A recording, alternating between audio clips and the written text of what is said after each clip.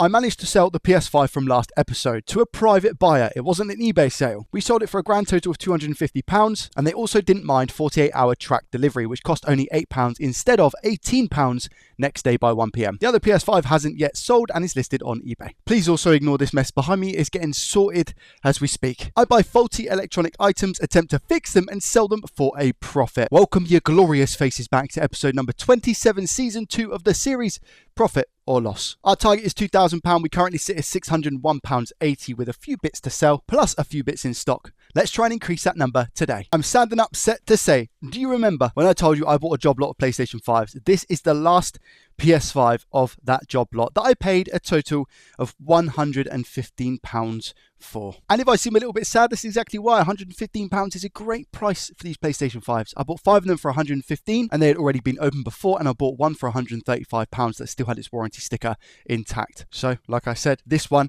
does indeed have a broken warranty sticker, and I can already tell it has been opened by the same tech of the previous few that we've done on the Profit or Loss series. Just by the way, they've not pulled the sticker off the whole way. The condition of the console is pretty good, and I'm going to go ahead and assume again we have yet another no power. Let's plug it in just to test. I've also ranted on about how this tech that works on these PlayStation 5s is pretty good at what they do, but I have managed to fix a couple of them that they haven't been able to do. So I don't know if it was more of a time constraint thing where they didn't have as much time to work on the console and then they just wanted to sell it to try and get what money they could. But let's end this one with a bang, I really hope. Try and turn it on. Oh, wait a minute. Okay, so we have a beep on, beep off. It does sound like there's something in the disk drive wearing up, but I could be wrong. The fan spins. Now, I don't have good hopes with this. Like I said, the previous tech who works on this has been quite good at diagnosing, etc., and they are capable of doing UART from what I've seen. Now, in the situation of a beep on, beep off PS5, you would assume that somebody might have done UART if they were able to. And I'm going to hazard a guess and say that maybe this one is a faulty APU. Straight off the bat, I've not even taken it apart. And before I take it apart, a big thank you to today's video sponsor, PCBWay. PCBWay is your website for DIY. Get an instant quote on your PCBs at a low cost with fast delivery. New customers will also get a $5 welcome bonus. Fully customize your PCB with a few clicks, including the thickness of the board to the color of the solder mask. PCBWay also offers services in CNC machining, 3D printing, sheet metal fabrication, and also injection molding. Head on over to the gift store and grab yourself a multimeter or a soldering iron. PCBWay has it all. Thank you to PCBWay for sponsoring today's video. Now back to the repair. Has UART been complete? Here we go. Should be able to tell pretty much straight off the bat because we should be able to see over here. Yeah, looks like it. I can see definitely some soldered connections here. Let's go onto the scope and check. That is a UART if I've ever seen a UART. So guess what I'm going to do? I'm going to hook UART up and just verify that it's going to be APU, but my guess is that it definitely is. Okay, so the codes have now cleared, which means I'm going to attempt to power it on again and see what happens. And just press it again. That's probably going to be the no power failure or no response from APU. And this is the old code. The code we get is this one. Okay, all right. Well, I'm happy with that. It says RAM GDDR6 bank 1 single beep. Oh, so potentially not an APU issue, but perhaps RAM. But why wouldn't they have sorted that? Again, I've said they're a competent tech, but if they work for some big sort of repair company, perhaps they're limited to what it is they can actually do. So they'll only focus on, say, for example, if they need to replace a capacitor or something like that, which would explain in why the previous videos that I've done, some of the fixes have been like SSD controllers or south bridges. Wicked. Happy with that. Hopefully they haven't tried to replace that already. We'll see, because I might be talking a little bit too soon right now. Maybe they have attempted and failed. Who knows? Or maybe they've attempted to do it and it's not actually fixed the issue. Let's dive a little deeper. Okay, first impressions, it doesn't look like there's any flux in the area, but I hate to keep going on about this. They work very, very clean. So I had no idea that they had previously tried to replace an SSD controller on one of the older boards. And they had, as well as the south bridge, which I also had no idea about. So it could be that they have tried to change this out. But what I will say is that it does look like it's got the thermal pad bit on still. Luckily, everything looks like it's still in place, which is nice. Liquid metal is absolutely fine as well. Here art thou, piece of ramification. The way that, oh, I should probably show you the way that we count the actual RAM sticks. So it goes in this way. And we have 1, 2, 3, 4, 5, 6, 7, 8. This is RAM number 1. And if we go back to this, it says bank 1. I think is Samsung. From the little bit of text I might be able to see under the thermal paste. Oh, sorry, the thermal pad. Yeah, it is Samsung. Jubbly.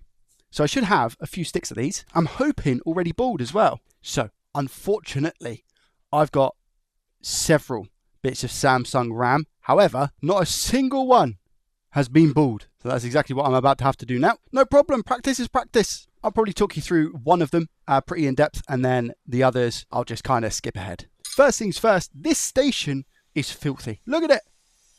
So we need to get all of this off. I'm just going to use some hot air here to melt everything. Fume extractor on, health is wealth. Come in with our microfiber and just wipe all of that flux away. Much more effective than just using IPA on a cold surface for sure. Now we'll come in and heat up the RAM with our hot air station, because this RAM has been sat around for a while. I don't want it to be too cold, you know. Here we go. Come with some flux. We're just going to wick away what we've already got on the RAM. Whilst it's nice and toasty. There we go. Beautiful. If I had any real stubborn bits of solder, I would just add some leaded here. I think we look to be okay. Wipe with our cloth.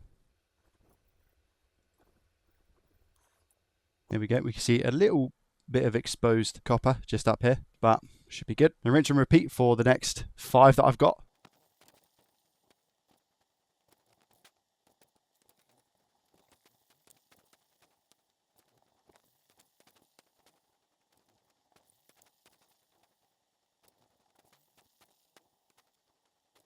Right, now we take it over to the reball machine, aka the manual one, which is what I do. So we place it, put it in the correct position, which is just going to be about here.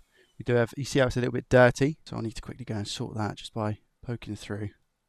Make sure we don't have any of that anywhere. Line it up in the stencil, which is about that. Now I am drying out my solder paste, which you can't really see. What this means is that it's not going to be too fluxy, because there's flux inside the actual solder paste itself. And sometimes when it's too fluxy, what can happen is it bubbles up and jumps over the boundaries that it's meant to, therefore creating inconsistencies in the reball work. Here we have our paste, which is now a bit drier. Not ridiculously dry, but just a little bit drier. Tiny bit of flux in. There we go. I can't remember what temps I use for this. It changes all the time. It's just a bunch of trial and error at this point, if I'm honest. I'll go high airspeed at 350 and just see what happens, and we'll go from there. Doesn't work, it doesn't work. I do like to heat the outside of the stencil though, so it kind of bodes inwards. That's one of the things I've been doing a lot recently. And hopefully it's going to work here.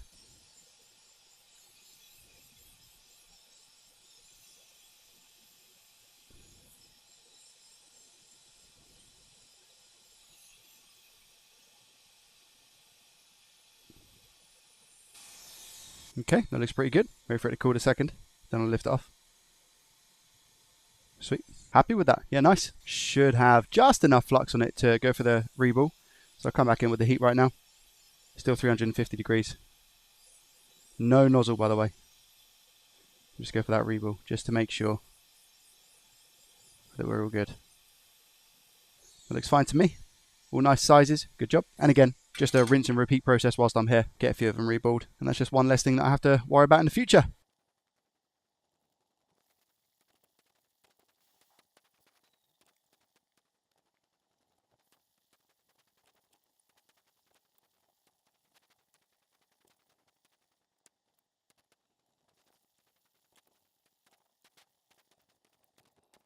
Okay, I actually done 4 instead of the 6 that I had, so that means I should have technically 3 spare. And we're going to note the orientation, so this is the actual board, this is the chip we're going to be replacing. We've got the arrow here which indicates pin 1, as does the circle on the IC. As always, I'm going to dump a little bit of heat into the board first off, just to try and get it up to a little bit of a better temperature, and then we'll come along and target this. I'm probably going to go around about 450 degrees Celsius with an airflow speed of 99%. A lot of people ask me, Joey, why do you only ever go up to 99% on your hot air station? And it is because it only goes up to 99%. I wish it went to 100%, but it doesn't for some reason. Okay, now the board's going to be at a better temperature. We're going to go 450 degrees and remove this piece of RAM.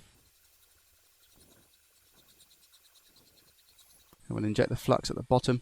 Now, this is actually slanted. and the slant is over on this side. And you think, oh, well, the flux is just going to come out this way, Joey. Why did you inject it there? Because the flux will get soaked up by all of the bits of solder underneath, and it will stop the flux from coming down this way to the left. I'm just focusing that heat now. A little bit more, see if I can give it a poke. Nope, still not ready. Keep circling. There we go, it's come loose. Now we should be able to just lift this ram stick off like that. And again, we move quick. We always move quick. So we go flux. Grab our iron, and we go leaded solder. Got the beep on the iron, good. Leaded solder on the pads, like this. It's going to be really hot. And then straight in with the wick. This is super wick. And whilst the board is hot, that job is 10 times easier. And then microfiber or a cotton swab, doesn't matter. Get that area nice and clean. Probably a little bit up here, which could do with a confirmation desolder, I'd say. Just up here. There we go. Drop of IPA. Doesn't look like it's been changed before, so I'm relatively happy. Wonder if this is going to fix it. Would be good. Board is still relatively hot, so we'll come in with little bits of flux. Not too much. You don't want to float the IC. When I say float the IC, that means just bobbling around when we go to apply heat. It should be this way. Just try and line this up as best as we can, just like that. And then back on. Same temps, same speed, and we just go for it. We're not going to do the nudge test because I've moved away from doing the nudge test, putting it simply. I don't like doing it anymore. I think it screwed a few results for me. So I'm just coming in with the hot air now, and hopefully we see it jiggle into place, which I believe I just saw. And now I'll come in with the flux. Just inject at the bottom and reflow.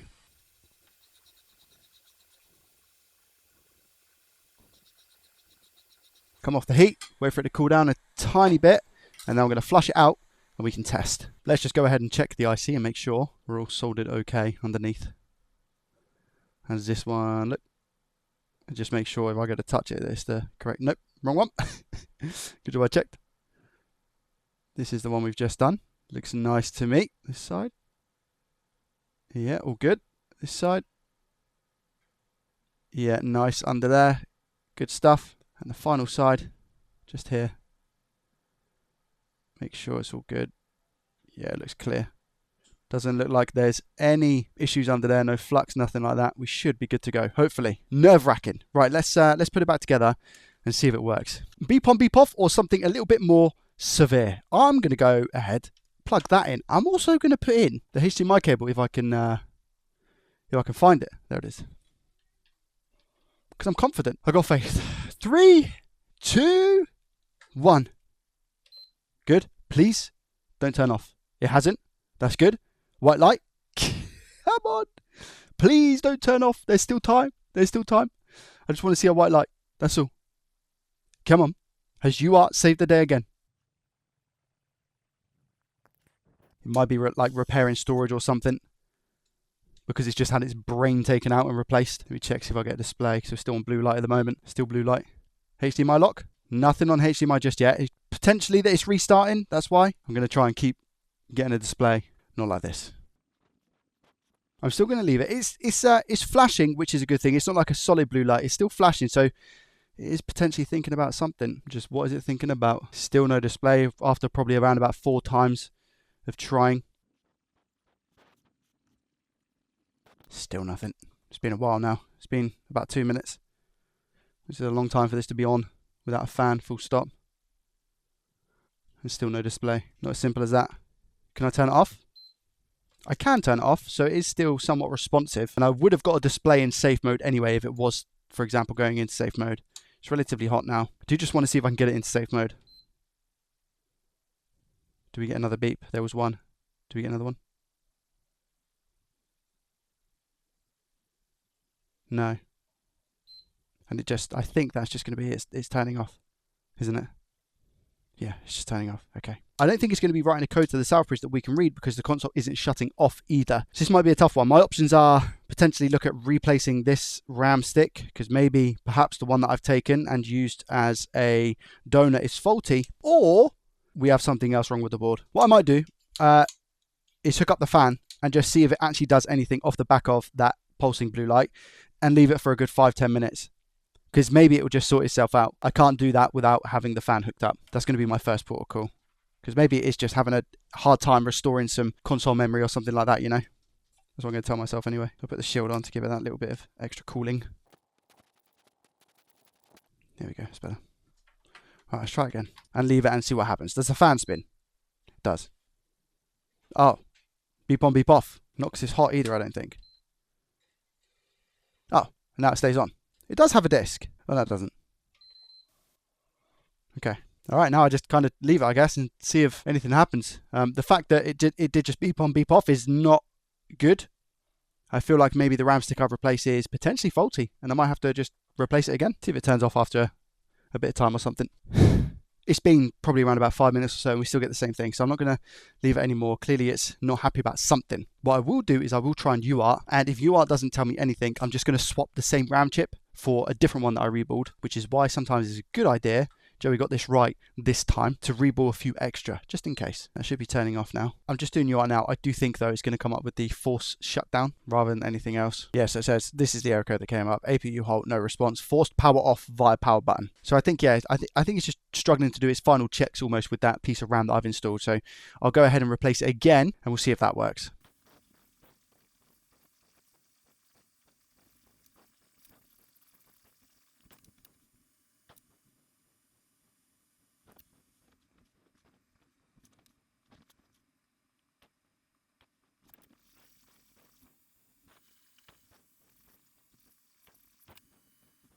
There is one more thing I think it could potentially be. I'm just going to log this here before I forget.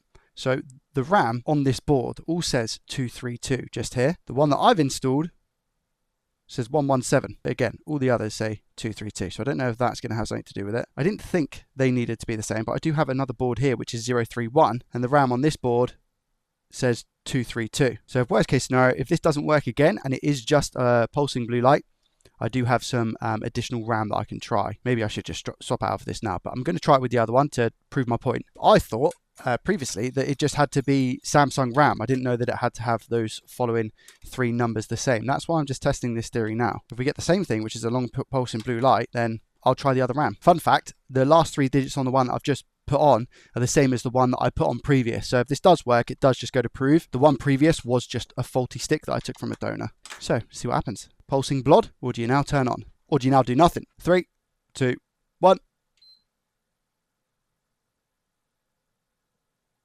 You now do nothing. Okay. Back to the original issue, which was a beep on, beep off. Okay. Well, I've just gone to power it on again and it's doing something. But it looks like it's going to do the same thing. I won't speak too soon, just in case I do get a white light by some miracle. And have I found out the hard way that you need to have those 3 digits, those numbers, the same for the RAM? Still got the same issue. You can check and see we get no display. Still get no display. Which does unfortunately mean, the RAM that I've already rebuilt, I have double checked and I don't have any that are the same. So I'm going to have to take some more RAM off of the donor board and reball it, and then install it on here. Again, you've already seen this process a couple times now, so I will most likely just skip to that part. The only thing I'll do with you now is just check that I've soldered it correctly. I've put the new chip on. There we go, that looks lovely jubbly. Check the other side. All good.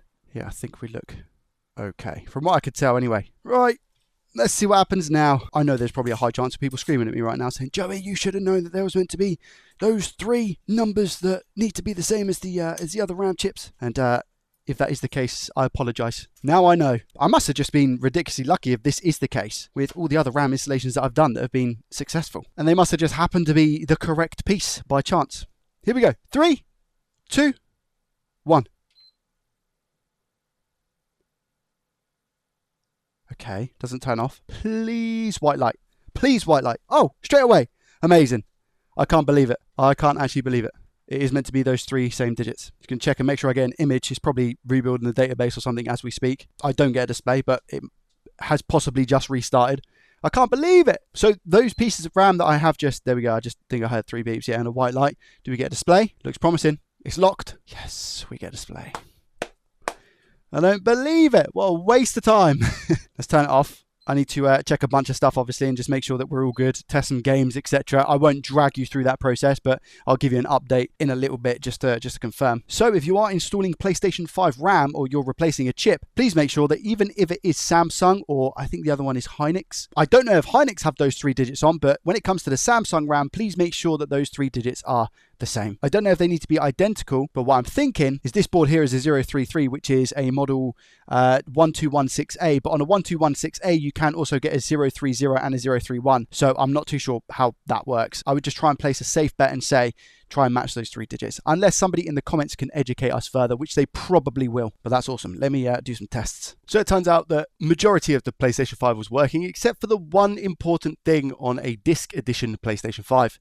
The disk drive wasn't working. I'll cut a long story short, but here's a little clip of me on my live stream, essentially taking it apart, putting it back together, and then it just works. I don't know if potentially there was a little bit of hair or dust on the actual laser itself, which was then stopping the disc from going in. I have no idea. Nonetheless, we got it all fixed, and I can confirm the PlayStation 5 is indeed working. Now, I have another update. This one's probably a little bit more sensitive, I'd say. And I said I would include this from the live stream into a profit or loss episode. And I'm not going to back out now. I purchased 3 Nintendo Switches for £30 each. Bargain. Really, really good. I saw pictures beforehand. There was actually a total selection of 6, but I handpicked 3 that looked like they had the screws in. And the issues were as simple as pretty much no power. Lovely jubbly, right? Easy. Never easy. First one that I looked at was completely and utterly water damaged. I'm not talking just normal standard little bits and drops of water. I'm talking full-on rust around the APU. I'm not going to bore you with the details of me opening this and finding that out because nobody needs to see that. So, instantly, £30, see you later. I can't even use this board or chassis as a donor item. Whew. That's me blowing away £30. It looked cooler in my head. That's okay, right, because we'll move on to the second Nintendo Switch that I paid £30 for. Oh! It's as bent as a banana. What does that mean? Somebody's either sat on it or ran over it with a car. However, after putting a little bit of pressure on the APU, it did look like this one turns on. It did come with its further issues. The LCD driver chip was completely cracked. I don't know what somebody done to it. My only assumption is that they maybe went to use a screwdriver to get the ribbon cable out for the LCD and it slipped and they cracked the whole chip. So that would need to be replaced. We also had a missing cap next to M92T36 that again looks like it's been torn off the board, as well as the exact same issue next to the BQIC, but this one had torn pads. Now I'm going to be very clear with this one. People on the live stream did say, oh Joey, you could maybe just give this away. And my response to that was, I wasn't going to be comfortable selling this Nintendo Switch. Even if I rebuild the APU and fixed all of those other things, the board is still bent at the end of the day. We don't know what internal trace damage we can expect. I don't feel comfortable selling that Nintendo Switch, nor should I feel comfortable giving it away to somebody who's quite hopeful in receiving a device that may break in a week or two's time. If I give something away, what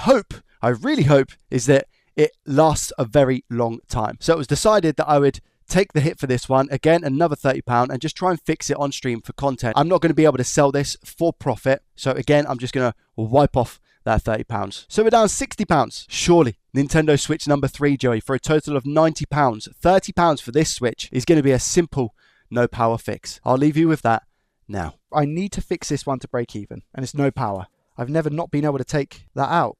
So something, oh my gosh, what's that in the grill? Can you guys see what this is in the grill? I've just seen it. I give up with switches. I've had some real bad experiences recently. M92 being replaced or not? That port's not on.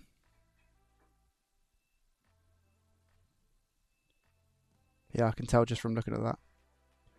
Oh my lord, is this just a port? I can tell just by looking at it. Have we been saved? LCD, backlight, that's all I need. Battery. There we go. Okay. M92. Okay. That's an M92 T36. That's a bad M92 T36, and we just need to change the port. I think we're going to be okay with this switch. And I've got a bit ahead of myself and saw the water damage at the top and thought that was it, but it could be from something previous. 450 degrees Celsius, 50% air flux. Here we go. Rotating this, I can see the flux coming out of it now. Look. Lord glove. We give it a bonk, yeah. Nope. 450 degrees Celsius, 50% airflow. Bit of bonk in a second, that's for sure. Moving that hot air back and forth. There it is.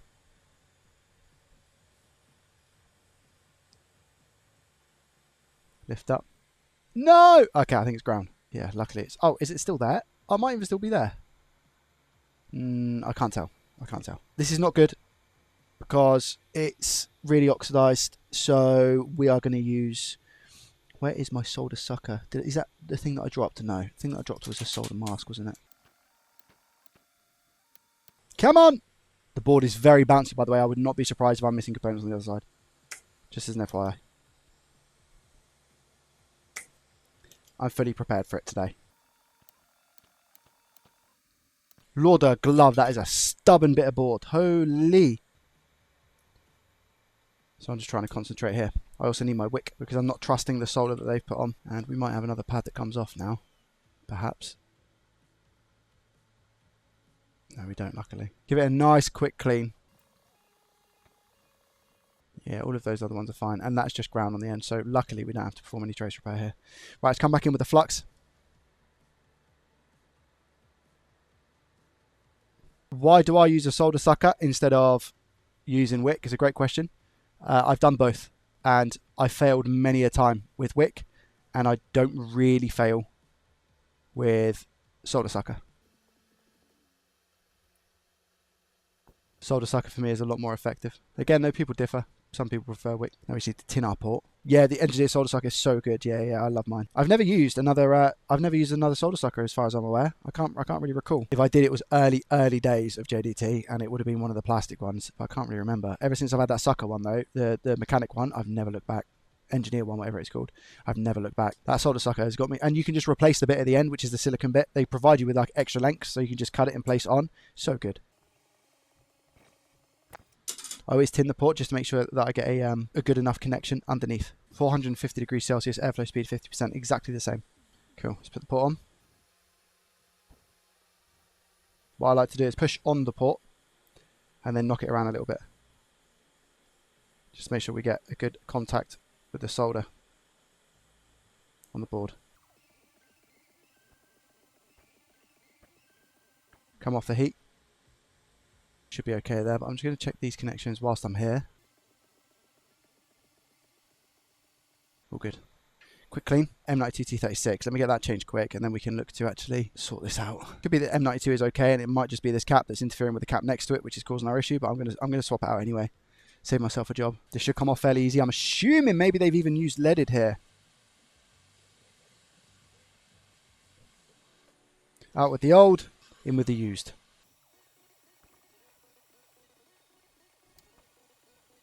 %. I'm hoping that cap just goes back into place, but we'll see. M92 is fine. Just need that cap. Kind of need to ask the question, is that cap okay? Maybe I want it gone. Maybe I want to replace it. There we go. That's better. There we go. That's connected now. Not dead straight, but connected. That's fine. I just want to see something on the screen. We get something on the screen, we're good. For the most part, anyway. Here we go. Cool. Sweet. Just want to give it a little bit more juice. Make sure it turns on, because the issue that we had before was that we had the M92 T36 error, which popped up on the screen. And it could have been caused by that bad cap as well, because it had a bit of discoloration to it. So it might not have been doing any favors to the actual M92 T36 chip. So we'll wait a couple of seconds. That's on 140. We'll see it bump up to around about 450, 480. Then it will restart after it's taken a bit of a charge. Then it will turn on. Okay, here we go. Here we go. Hop, hop, hop. Hop, whoop. Bosh. 800 is quite high. Touchscreen and stuff isn't going to work. The screen isn't in great condition either, so I don't even think I'll be able to get 90 for this. I think maybe I'll be able to get 80. I was going to say 50.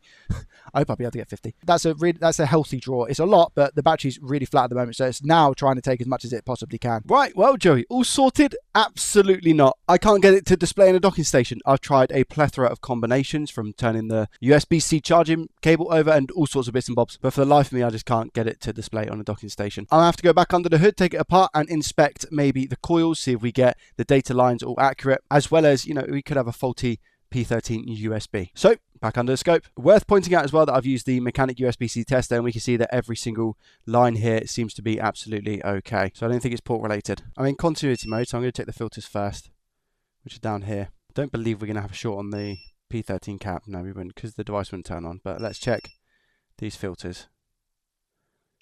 See if they're all okay. All filters seem to be absolutely Fine, no issues at all. I can only simply put it down to P13 USB then, to be honest. Long time since I've had to replace one of these chips, I'll tell you that. 450 at 50. Let's get it off.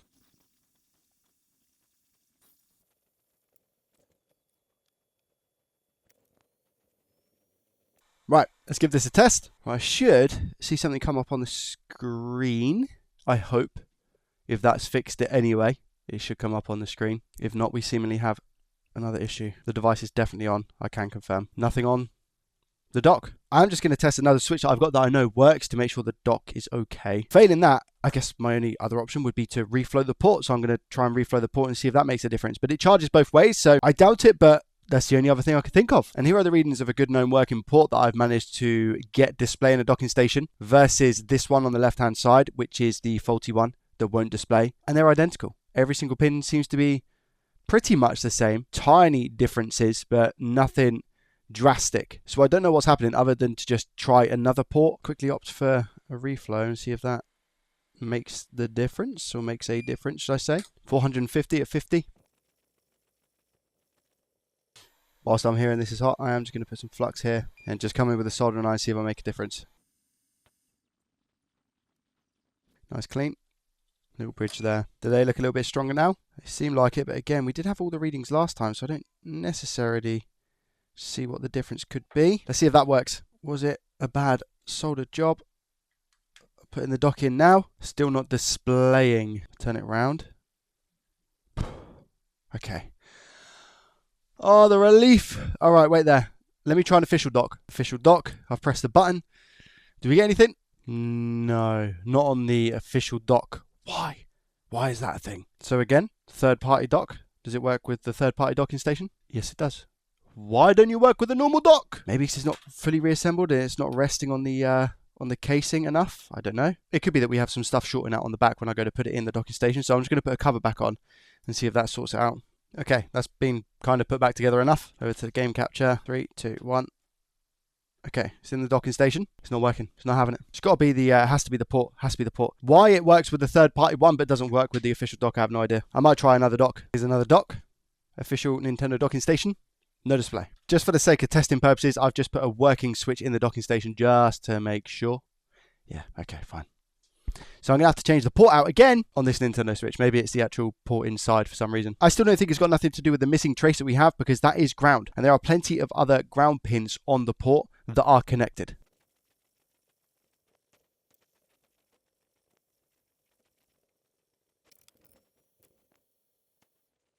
But these days happen when you do electronics. Not all the time, but you get your fair share. Awkward devices that you think is going to be a simple job, and then it really turns out not to be, because then equally you get the ones that you think are going to be quite difficult, and they're really easy.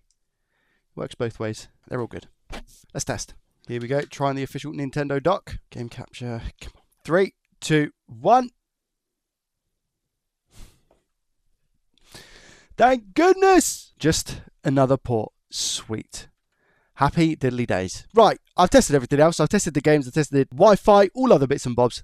I can confirm this is now 100% working. I just need to put it back together, but we can also call that a fix. The question is, do we end up in a profit today or not? Let's find out. Okay, scores on the doors have been updated. So here we have the 4 items from today's episode, costing us £205. I've put £2 for the charging port just down here. Usually that's £1 for a Nintendo Switch, but I've basically wasted 2 of them, right? Or wasted 1 of them and then used 1 of them. So I still need to account for that part. Estimated sell price for the Nintendo Switch is going to be about £80 and £250 for the first PS5 we looked at. Apparently, it's going to give us a profit of £71.32 in today's episode. And it was a long one, to be honest. I've just put 3 hours down in terms of hours worked.